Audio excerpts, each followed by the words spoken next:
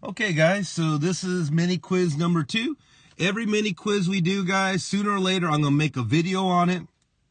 It's important that you study, take notes on these videos. I need you to be honest with me and yourself. Each of these questions, again, did you just guess at it? Did you find a way to cheat to get the answer? Did someone else just tell you the answer, right? No, you as an individual, try to understand each of these questions. All right, let's go. So number 6. This one was pretty straight up as I taught you using my AP and especially Khan Academy. Okay. We are told that the mean of this 9 plots that was hopefully randomly, there it is. It was a random sample of 9 plots. So our sample size is 9. That means our degrees of freedom, always -1 unless it's linear regression, you -2. So we know our degrees of freedom is 8. We want to be 95% confident. So we're going to come to our t-table and we're going to look downward until we should be right here actually. At the very bottom will be 95%. We're now going to look up this column. We're going to match it up with the 8. Notice the value is 2.306. So that's why we're not going to do 1.96 because that's actually 95% for a Z. We have a T, not a Z. A Z happens for all proportions, but this is a means. A Z can only happen with the means, guys, if we know standard deviation. If the sample size is really large or whatever, right? Remember CLT, hopefully. But anyways, that's why it's either C, D, or E. Now remember, we take our point estimate. In this case, it was 4.3. And we're going to plus or minus the 2.306 times. Now, what's our standard deviation? We were told 1.5 was our S. So remember, you always take the sample standard deviation and divide by the square root of the sample size. Our sample size was 9, and the square root of 9 is 3. The square root of 9 would be 3. And so therefore, that's why we're going to pick E, right? We want the 1.5, not the square root of 1.5. So C's automatically eliminate, right? We're down to D and E, and notice here they forgot to take the square root. So the correct answer is E. Okay. Let's go on to number 7 here. Now, guys, this one, hopefully, if you read it carefully and think about it, if I'm just sampling everyone at a conference, right? Conference. Let me write that a little bit neater there. Conference. Okay. Whatever I sample in here is just going to represent the conference teachers, right? I can't extrapolate. Remember, guys, extrapolation. This is what this would be. Extrapolating would be going beyond our data. In this case, going beyond our population that we're analyzing, right? Extrapolation is bad. You always have to be careful when you extrapolate. It's a very common real-life mistake people make. They get information and they try to overemphasize or go beyond what the information came from, right? In our case, our sample is 50, so we know it's not C, D, or E. It's either A or B. Our sample was 50, randomly selected conference teacher attendees. What is our population? It's the people we can analyze. We can only analyze what the teachers at that conference think, not the teachers in the whole state. Okay? And so that's the logic. You can't extrapolate from one given population all the way out to everybody. The only way we could do the state, guys, is if we actually randomly sampled throughout the state. Right? So that's the idea. All right, number 8. Guys, remember, just like a box plot, you're given like a dot plot or graph, analyze it. For example, I notice here my minimum value is 7, right? Here, my minimum value is 8. Over here, my max is 20. Whereas here, my max is 19, right? If there's 28 pieces of data, you need to understand that Q1 is at the 25% mark. Just like the median would literally be at the 50% mark, and the Q3 would be at the 75% mark. Well, 25%, which is the same thing as 1/4 of 28, so divide by 4, in other words, is 7. So I can sit here and go 1, 2, 3, 4, 5, 6, 7. So notice my Q1 is going to be at the 11 mark. Let's do soybeans. 1, 2, 3, 4, 5, 6. So right in here also. So we have a tie of the Q1s.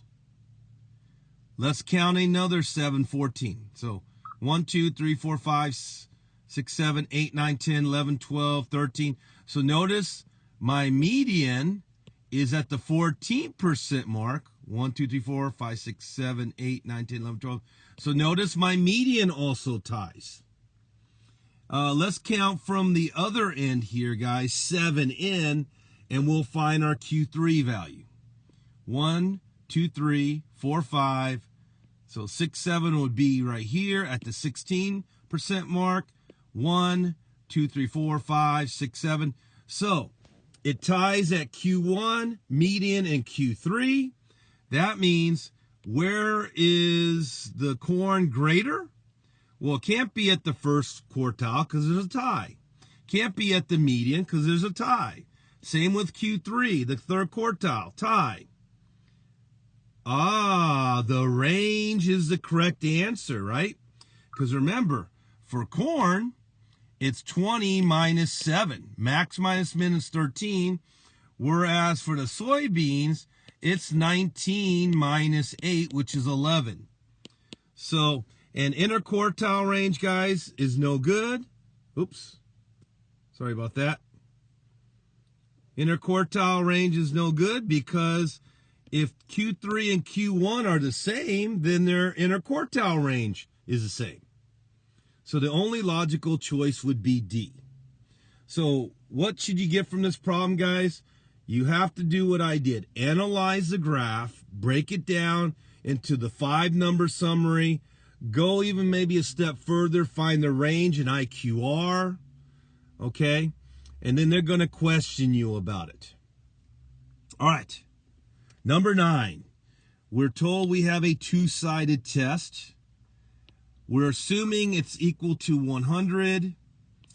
We have a 90% confidence interval that was constructed, and it has the 100 in there. So guys, without making this a deep discussion, here's the idea. Remember, now, since it has 100, I'm going to make one up that has 100. Let's say our confidence interval went from 80 to 120. And of course, I just made it where 100 is perfectly in the middle of that, right? It doesn't have to be. The whole point is, guys, remember, if the 100 is within your interval, that means you have to fail to reject. In other words, the 100 works. That's the simple logic. Remember, whenever we're doing these kind of testing, we're trying to get it where our interval looks like this, maybe. Let's say it goes from 101 to 120. Notice the 100 is outside.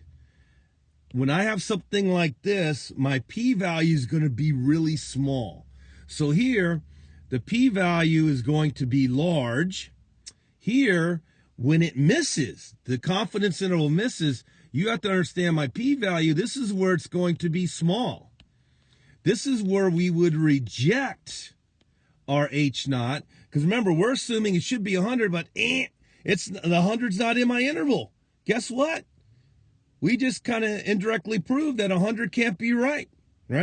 Here is we failed to reject, because if I'm assuming it's 100, it's like, oh, 100 is in my interval. So therefore, I'm going to fail to reject H naught. Okay, so getting to the answers, let's see. The p-value is less, no, remember, it's going to be large because it's in my interval. So p-value is less, p-value is greater. All right, so we got some potential here, okay? Oh, notice that this one says should be rejected, so we know it's D. We're not going to reject, we're going to fail to reject because our p-value is going to be large. There's going to be a high probability that 100, in other words, does work because it fits in our confidence interval at the 90% level. Okay? That's the logic I hope you get. Okay. On this one right here, guys, real simple. What's the meaning of the slope, 0.48? That means whenever I increased age here, and our units are in years, so for every year that I increase age, this is a positive value. That means the height is going to go up also 0.48 units.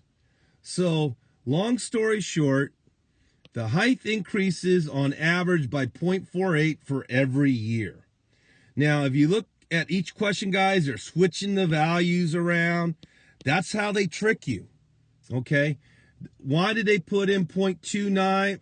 Because, yeah, why did they come up with 0.29? I guess we could read the problem. But they always find ways to trick you. Just be aware of that. But I hope you understand the correct answer is B. That is what I taught you numerous times. Know the meaning of slope, okay? So please bring this up in class if you're still confused by that. Okay, one more, guys. This one, since we already discussed it in class, here's the idea. If they tell you it's approximately normal, where is most? And the mean, by the way, was 26. Everybody understand the most of the data will be near the mean. So if you look at your choices, this one is in the tail. This one here is in the other tail.